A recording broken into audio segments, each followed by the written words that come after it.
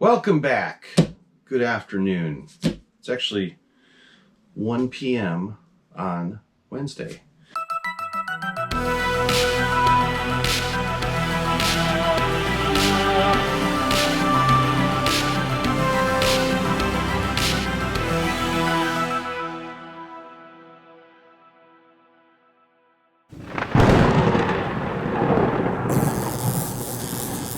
So, lots of cool news today. Well, a couple things.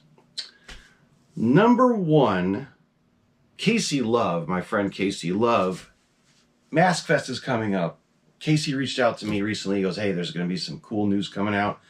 I'm doing something really good at Maskfest. You're going to want to promote this if you can. I said, 100%, dude. Casey's doing a painting class that's part of Maskfest. So here's the flyer for that. Maskfest is coming up in September, and those of you that want to learn how to paint with one of the best there is, Casey Love himself, here you go. This is your chance. The show is in Cincinnati, Ohio this year, and I don't know how fast this is going to fill up, but you want to take action sooner than later, okay? Once again, the flyer. Check that out. And I put this on Facebook. The news just broke a couple days ago, and I imagine it's going to fill up quickly. So if you're going to Maskfest, you may want to look into this class with Casey. And I've heard his classes are awesome. I've never taken one myself, so maybe I should do it. In other news, remember I always say like, oh, I went to Distortions Unlimited. I've been holding this big secret in this whole time. I wish I could tell you. The first secret was the full-size saucer men that were coming out. When I was in Colorado, I visited Ed, Marcia, and they're like, hey, there's some spectacular stuff coming. And that's when they laid it on me that the big saucer man was coming back. He goes, we're going to do a life-size figure. I'm like, oh my God. So the other thing was they're bringing something back, folks. And that something is this. Yes. Distortions is bringing back the full-size 1982 Alien. A new version of it from the original 80s master. Yes. I had to keep that tight this whole time. And I'm like, ah. They just broke the news less than 1 hour ago. So, I don't know how to order just yet. I'm sure it's going to be on the website, blah, blah, blah. This is big news because, as you guys know, one of those brought like $10,000 once. One time. Two guys were bidding like maniacs. They'll probably never happen again. But they sell for a lot of money. They're rare. In 82, I think they only produced 18 to 20 of them. That's what I've heard over the years. I went down in the basement of Distortions when I was on that trip, and Jordu was there. And here I am, staring at Jordu, watching him sculpt in clay the new dome for the top of that Alien. And I'm like, holy shit. And the big master mold is sitting there for the head. And it's like this big fiberglass looking mold. And I'm like putting my hands on it, like, oh. And I'm like, Ed, they're like, don't worry, you're going to get one. I'm like, I got to have one. So big news. I think they maybe were waiting to release this info with the movie release. The movie's just coming out today, I believe. Romulus, is that what it's called? And they just released the news of the new head that's available. I didn't see it on the website yet. I haven't had time to really look, but this is your chance, guys. You alien freaks out there. This is it. Your chance to own one from the original 80s master. All right. Isn't that cool? I may as well show you what Ed posted today. Here's that little video clip. Check this out. This is the announcement for the reintroduction of the original Giger's Alien from the film Alien. Distortions Unlimited is collaborating with HalloweenCostumes.com. And it took all of us to bring the most amazing movie monster back to life. And the fact that it's from the original mold is why I'm so excited about this launch. And doing it with the best people in the United States. You needed the masters to be able to bring something like this back to life. The master that this mask came off of was produced in the 80s. But the original that we made was from the mold, and it's the way it was. This is all Giger's work. We had to clean it up a little and fix it where we could, but it is his sculpture fixed up for casting, and that was the important thing. This is his sculpture, and that's why it's so valuable, in my opinion. And so we had the foam piece, but there Yes. were, because it was so old, there were pieces we had to correct, and you had brought in 4 different artists to perfect the pieces that were kind of deteriorating. Yeah, so this had to be resculpted so it looked like the film. Super difficult work, and being able to do that all under a officially licensed product. I think this is for the avid collector who's been wanting this forever. You know, we are rabid fans, and that's who we want to support. This is going to be very limited. We know this is it's a hard product to make, and there's going to be limited product out there. This is history, this is Giger, this is one of the game-changing movies of all time, and so it is a special piece. People out there waiting for this. Yeah.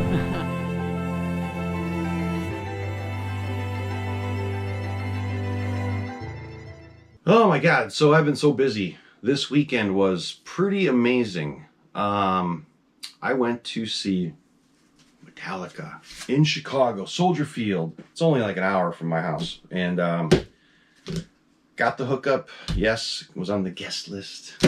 Kirk Hammett's guest list. Crazy. They did a 2-night, no repeat show on Friday the 9th and on Sunday the 11th. We were in the snake pit, and here's what it looks like from the snake pit.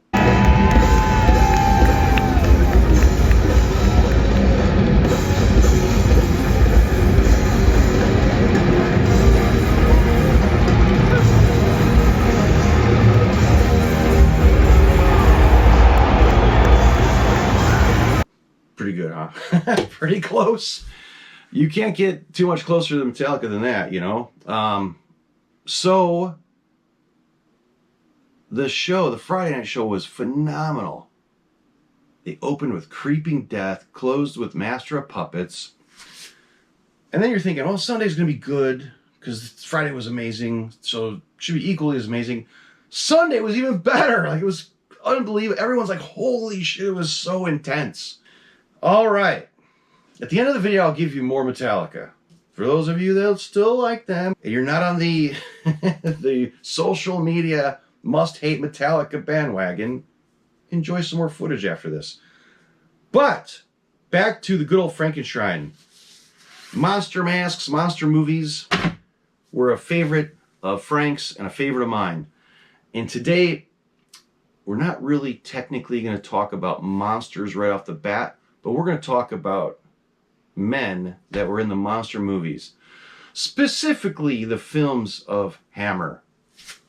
Gosh, this is exciting because I brought home 3 pieces from the Frankenshrine at that last trip I did. Let me make sure this thing's not crooked. Is this camera crooked this whole time? God, I'm sorry. Also, you may hear the air conditioning kick on because it's warm upstairs. It's hot out. If I shut the air off, the whole house starts warming up, and it takes a lot to cool it again. Yeah, I went to Frank's that last trip, and I brought home some great monsters, but I brought home 3 pieces that I've been looking at there for many years, and 2 of the pieces are heads of the one and only Vincent Price. And I don't know about you guys out there, Vincent Price holds a special place in my heart as a horror fan, and he's just such an awesome human. Like he was so classy and so well spoken, like me. I don't know how to explain it, but he was really a different kind of guy. And I watched those movies often, and I just love watching his films, and he was such a presence on the screen, you know, and you hear him talking and you're like, there will never be another Vincent Price. Those younger people out there that watch the channel that are, you know, totally into like, you know, Rob Zombie films and Art the Clown and the new Pennywise, just go take a look at the original The Fly, you know, or Mask of the Red Death, you know, or any old Price film like that, the good one. They're all good, but House of Wax, oh my God. Yeah, they're different. It was a different time. They're old films, and they're made to be shot in old times. But the sets, the castles, everything about them is just so cool. And you get this feeling like no other new movie can give you, you know? Yeah, there's some hokey things in there and acting and actors, but I love it. I love all of it. So today, we're going to talk about two pieces that I have below this podium, and they are quite special. Back in the 1960s, the great Pat Newman, do you know who she was? She sculpted some of the best Don Post masks we've ever seen in the whole lineup. So many greats from the 60s, calendar era, and most of all, one mask that all of you know she sculpted is the Don Post skull. She sculpted the very first original, the only, you know, the one and only. She sculpted the original 1967 skull, all right? Which at the time was produced in brown and then the vermilion and blah, blah, blah, plastisol versions. But Pat was a phenomenal artist. And not only did she do things like monsters, but she did people for wax museums. One in particular, Mr. Vincent Price. And she did this wax head for a wax museum somewhere in the 60s. And latex castings were done of that sculpture, from that wax museum sculpture, and 3 pieces were produced. 3 heads were produced of 3 Vincent Price characters. One was Henry Jared from House of Wax, his unburned 1953 House of Wax, 1953.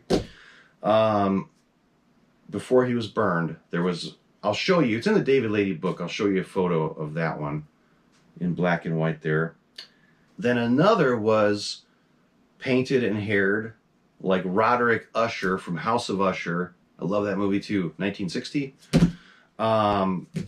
The third latex copy was done up, painted, haired, like one of my favorite characters from one of my favorite Vincent Price films. It's from 1964, Mask of the Red Death. And here he is. This is a really rare casting of the Red Death. Look at that, guys. And Pat Newman sculpture. Now at the time, from what I gather, those 3 castings were made. There was a 4th one also, which I'll show you. Like these are, from what I know, these are the first castings from those molds. This went to Frank's collection, and this is actually pictured in David Lady's book, this exact copy. I'm going to show you what he looks like. I'll also show you what he looks like in the movie. And it's a crazy movie, but I love watching it. I love late nights watching Vincent Price films, but that's done like the Red Death. Isn't that cool? You are not going to see, you know, there's a few others out there that came out of that mold after the fact, but I mean, you ain't going to see these anywhere. I know Dwayne had one, but talk about a really rare piece and just a cool piece, because it is Price. And you know, in that film, he's all red and blood was dripping down at one point like that. I couldn't wait to talk about these pieces on this channel because they're so special. So like I was saying, that mold was used to make those 3 characters.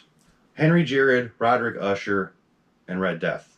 Another casting was pulled from the mold at that time, and it was used to make another Henry Jared. Those of you that know House of Wax, Price gets, it's not really a spoiler alert. I mean, watch the movie. It's a famous film. I even have the poster. But he gets burned in the fire, and I don't want to give the whole movie away, but other than this piece, here comes the air conditioner. So second casting was taken, and they made a Henry Jared that was the burnt version, where he's running around in the long black coat and the black hat. And I have it right here. That first one that went to Frank's collection. Frank had, you know, his tailor make, of course, a shirt to go with it. Back then, I think he just got this casting, but I believe it also came with the hat. And we are going to take the hat off and look at it, but I wanted you to see it, you know, complete first, like this. Those are two really, really cool, rare pieces. Check this out. If you know that film, you know he was all messed up and he had little patches of hair like that, all weird looking. But same sculpture. So artist Steve Haberman took the original casting he received, cut parts out, made his own pieces with the burned flesh, and Haberman put this together for Frank. And here it is. You could see where it was kind of spliced in there. I could tell, you know, where parts were changed up. And it's so cool, so cool. This is the one that's pictured right in David Lady's book. And this is the copy from David's book. You'll see it in there. But I had to talk about these. And there's another character coming up, another Hammer character, a very famous actor that was in so many movies. We're going to talk about him next. So let's carefully move these guys and place them here. I'm going to put the camera back up. We're going to talk about the other human that appeared in Hammer horror films. And also a movie called Star Wars, yes. Do you know what I'm talking about now? So the version of Peter Cushing I'm going to show you was done by Wayne Strong. Wayne Strong, not Pat Newman, okay? This was something that was promoted and sold by Mr. David Lady. Remember these little cards I would show you? Where David would send these to people in the mail, and you'd have a little picture of the mask and a description, okay? I don't know what, this could have been late 80s or so, late 80s, maybe 1990, 91. I really don't know. I'd have to ask.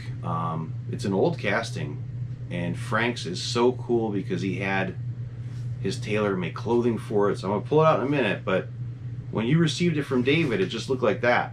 No clothes, it was just, you know, the bare neck. So David's little card here says, Peter Cushing is a marvelous new limited edition collector's display mask. He can be yours. See other side. Okay? Yeah, heralding the arrival of Peter Cushing. David goes on to say, at last, one of the genre's all-time greats, no doubt, is available as a super deluxe limited edition collector's display mask. Sculpted and cast in finest quality latex by Wayne Strong and Henry Alvarez. Wayne sculpted it, Henry, they both probably casted them and worked together. Anyway, this highly accurate Peter Cushing head is available finished as either Baron Frankenstein from the 1957 Hammer classic, The Curse of Frankenstein, pictured on the other side, or as Dr. Van Helsing from 1958's Horror of Dracula. Same except for the sideburns. So he didn't have those long sideburns, you know. Blah, blah, blah. So don't delay. Order today. A long time ago. You cannot get these. These are so rare. So rare. Order today and either show your support for scientific progress with Baron Frankenstein, Or protect your home from vampires with the heroic Dr. Van Helsing. Order yours for only $175 from David Lady. This is when David lived in West Hollywood. So this had to be 1988, roughly. 87, 88, 89-ish, to my knowledge, before he moved to Ohio. Or back to Ohio or wherever. And don't forget to specify which character you prefer. Mofo. Alright, so, yeah, if this was when David was in West Hollywood, it had to be late 80s. To my knowledge. Let me go get that sucker. I'm looking at him across the room.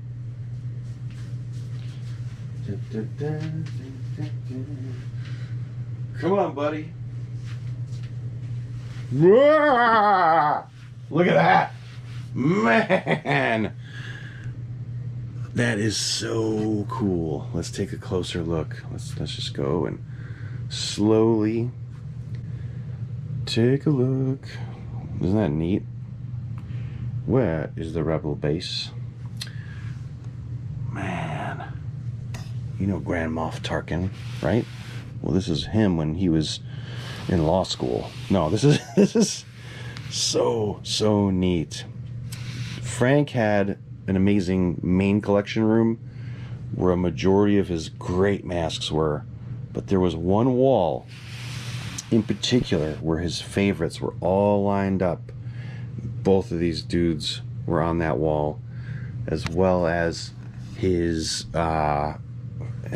Curse of Frankenstein pieces, and that Christopher Lee as Dracula over there. Like all his really great stuff was on one or two shelves. And man, I just would go there and visit and look at all these pieces that I knew from David's book over the years. Never seen him in person. I've never seen any of these pieces in person. There were later castings. I had one of these from Dwayne that I think I sold to, who bought that thing? God, I can't remember right now. One of my friends bought it, but I never seen the old castings. Like these two are two of those three original pulls from that latex mold, you know. I know a few more exist, but not many. This is the one. Crazy Carlos kept going, I want the Cushing. He goes, I want the cushion, man. I want your cushion. I want your cushion. I go, cushion? Yeah, I'll get you a cushion to sit on. No, the cushion, the cushion. I'm like, what are you talking about? And I go, oh, the Cushing. Carlos. He's a different kind of guy. Today he actually told me on the phone that he can't stand Fright Night. Oh, I'm going to give you his address now so you can send him some hate mail. Anyway, what a good-looking trio sitting there from the Frankenshrine. And at least that air conditioner shut off, right? Aren't they neat? And these are things you may never see out there.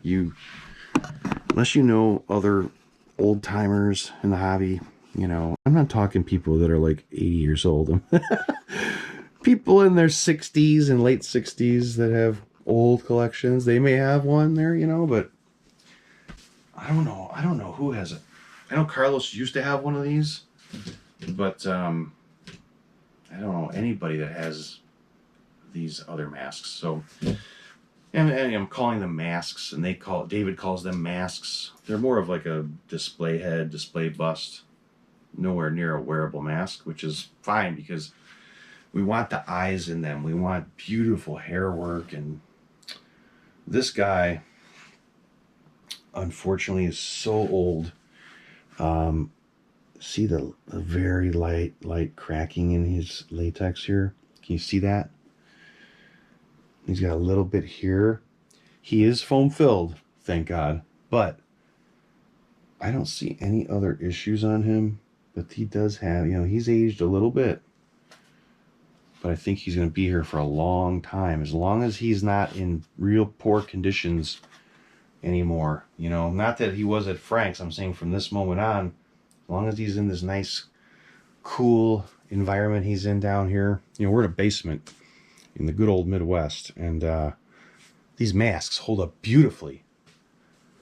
It's just the right amount of humidity and not too dry. It's, you know, I should measure that stuff for you guys one day just so you can see what it's like down here. But yeah, cool stuff. What else can I show you that I haven't shown you yet from the last trip? Let me think for a minute. Let me pause the video and put these guys back, okay? All right.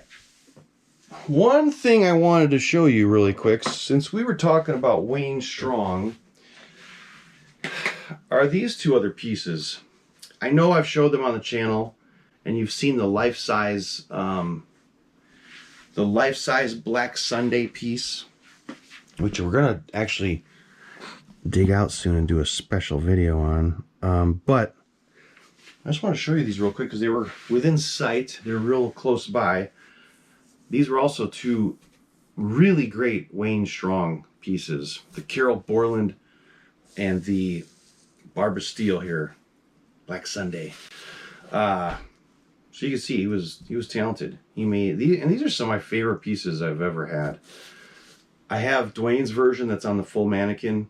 I had a casting from Muckle Bones that I ended up having Kathy Tharp paint it. I met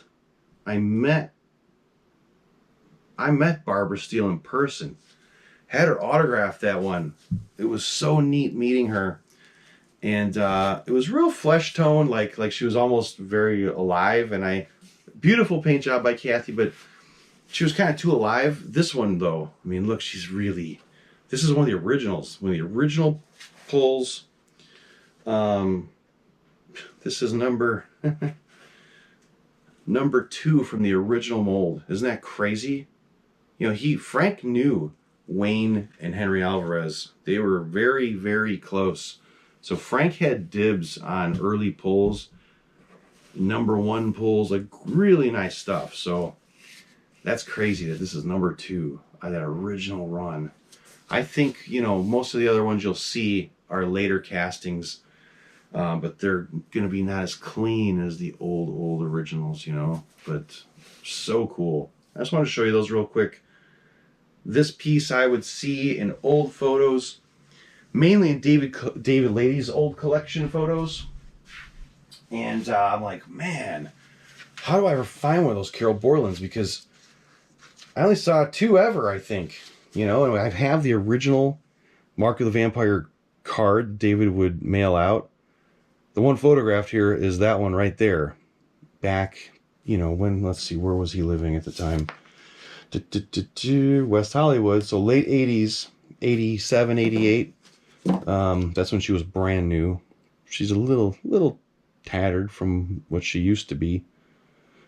Looks like she has a different scarf on now, but that's the prototype. And that sat in David's collection for many years, up until I think either 2023 or early 24 when I acquired it from David. So just cool stuff I want to share with you real quick. These two old Wayne Strong pieces that are just great. I love this kind of stuff.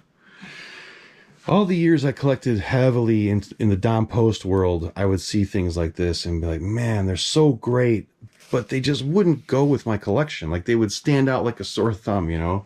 Not that everything's got a match necessarily, but you know what I mean? If you have all Don Post stuff and you had like her in the room, you'd be like, what's that doing here? I don't know. It's just kind of some weird thinking I had. But I have phased out a lot of Don Post stuff. I've kept the best stuff I could and made room for an unbelievable amount of beautiful, rare, independent masks. A lot of them from Frank. There's going to be a Jordu Shell episode dedicated all to him. One episode. We'll dedicate it to him. Why not? But anyway, it's all stuff by Jordu from the old days of Weirdum. From when he was like 15, 16, 17, 20 years old. Yes, I got some really great stuff from him over the past couple weeks or so. He's still working on a couple things for me, so not yet, but it's coming, all right? What else can we talk about? Hang tight, hang tight. We're going to pause. And we're back. We're back. Okay.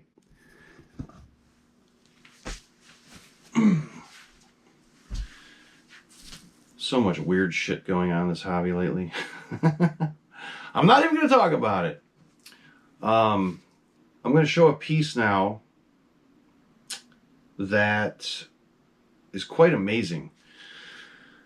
This was on that main wall I talked about where Frank had really nice stuff sitting there.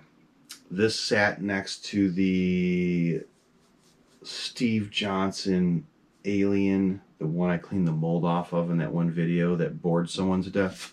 I'm like, you're watching, he's like, whoa, what a boring video. I go, you're watching a video of a guy cleaning mold off of a rubber mask. How much more exciting can that be?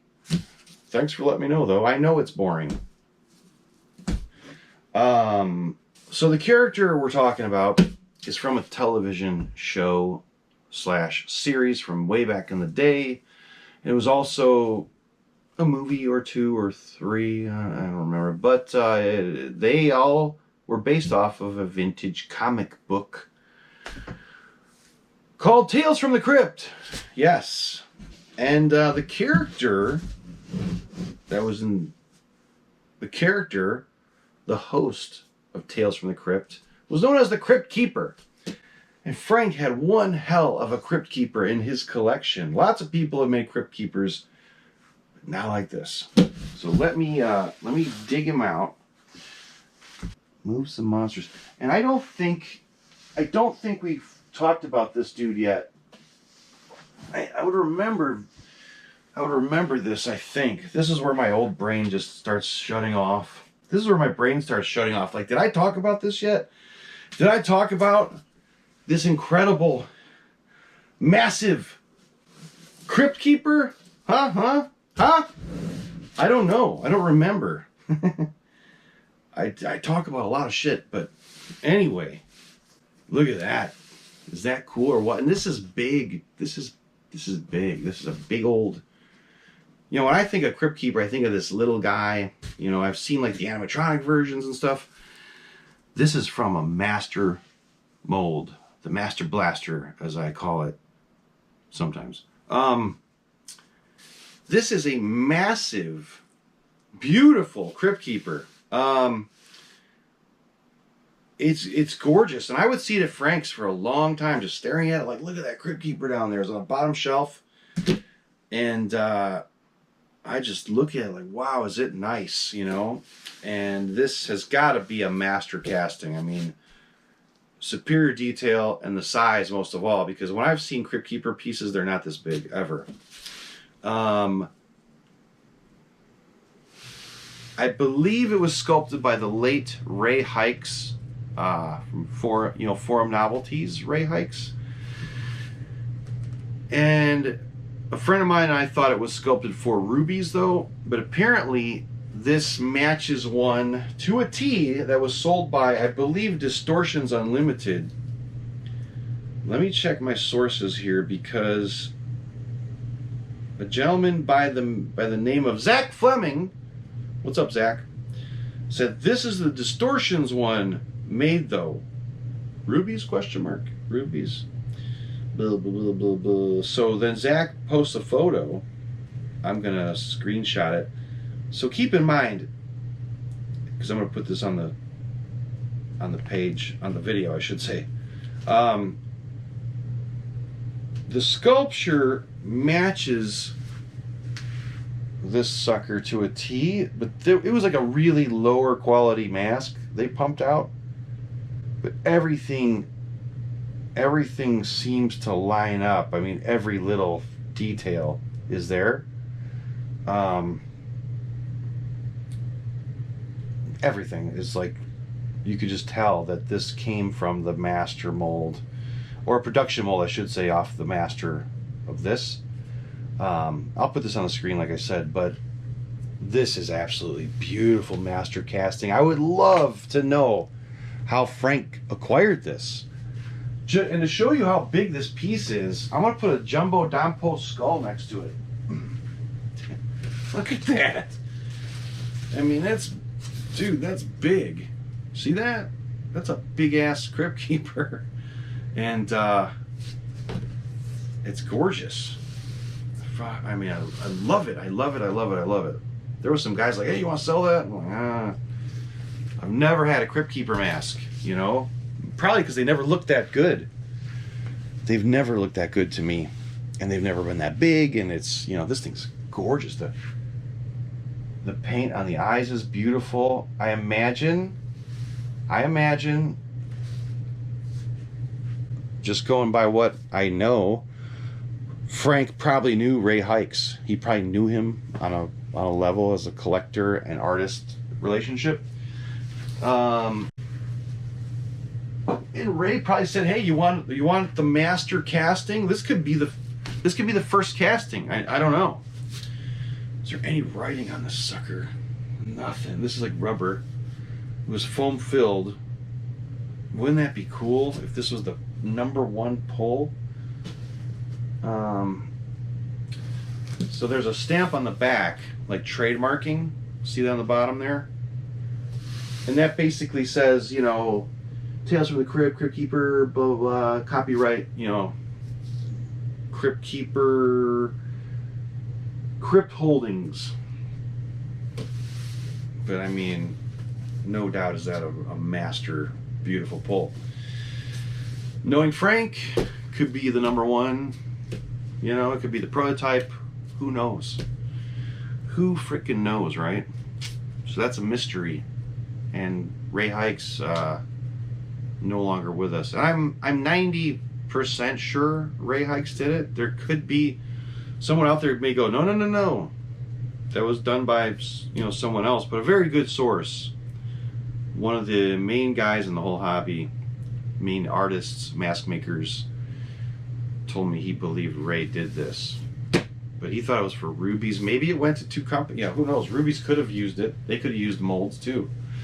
But Zach, good eyeball, Zach. Zach Fleming, good eye. Good eye. You should hear Dwayne Whitehead do the Crypt Keeper. I'm not going to put you guys through that right now, though. Anyway.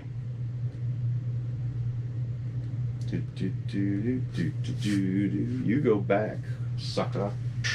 Shit oh, remember Elvira? Now listen, fall and winter are coming up, and that's when I like to work on stuff. You remember from the Frankenshrine, the great, the beautiful Elvira bust.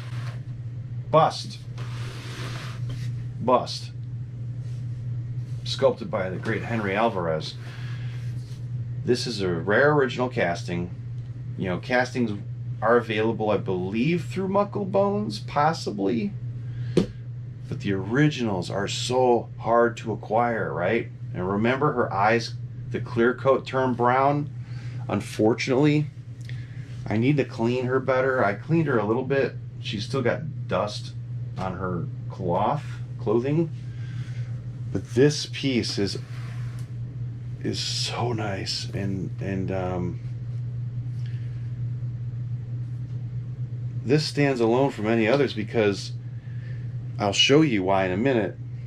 But this is in old photographs I have that I think either Henry or the Tharp sent Frank when it was all done. I'll have to ask Kathy if maybe her or Rob worked on this. I'm sure Laura Lady probably did the hair. I need to do more homework on this piece. But what I'm trying to tell you is Frank not only had one of these, okay?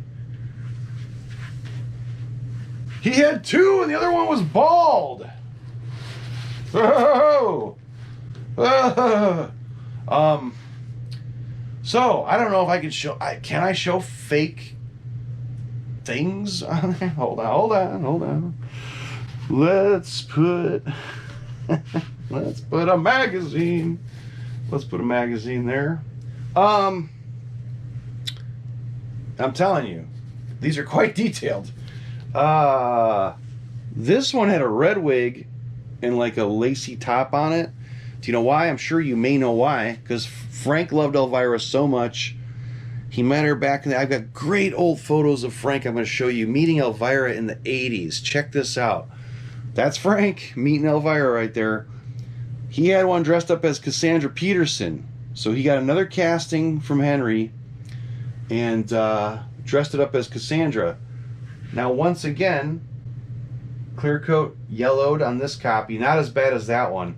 That drives me nuts, man, because this is a vintage paint job. I really need to take the time to see if I could... I tried getting off one night. I need to really keep working at it. But I think this could be one of the first pulls from Henry's mold, because the mold started breaking down right away. I'm guessing right away. You can see by the chin here, there's like a gouge there. This is an old casting, which means it was probably done right after this one. You know, that's what I'm saying. The mold probably started getting problems fast, to my knowledge. You know. Anyway, you'll notice, God, the sculpture, just the facial details. Henry was a master, a freaking master. You'll notice she's much taller. That's because, there you go. There's a base, like she's sitting on a base on the clothed version. They made her taller. Isn't that cool? So my goal is to fix her eyes, clean her up good, keep her as original as possible. This one here, fix the eyes, clean her. She hasn't been cleaned at all yet. She's kind of dirty, you know, from dust. I bet she would clean up good. I like vintage paint, so I would really try to keep her vintage. You can see where the nose, the rubber's coming through from being rubbed off.